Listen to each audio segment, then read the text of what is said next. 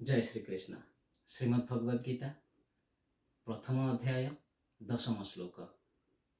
अपर्याप्तं तदास्माकं बलं भीष्माभिरक्षितं पर्याप्तं त्रिविधमेतेषां बल भीमाभिरक्षितम्।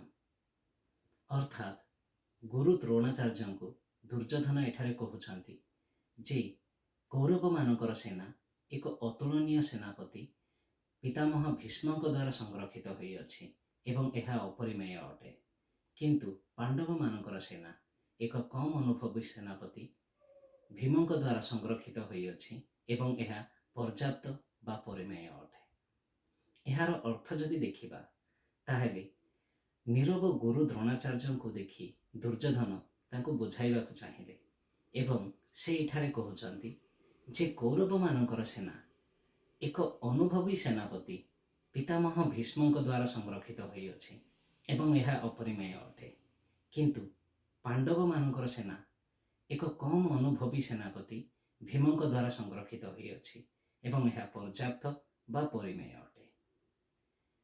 भीष्म एक अतुलनीय सेनापति थिले एवं दुर्योधन मतरे भीम तांको सम्मुखरे एक नगण्य सेनापति। से सब बेले भीम को ईर्षा करुथिले कारण से जानिथिले जदि कहा द्वारा से बध हुअंती से केवल भीम अटंती एवं एइथिपाई से तांको सब बेले नगण्य भाबुथिले। एवं जेहेतु भीष्म कौरव मानक सपक्षरे थिले से दृढ़ निश्चित थिले जे कुरुक्षेत्र युद्धभूमि रे तांकर विजय सुनिश्चित अटे। जय श्री कृष्ण।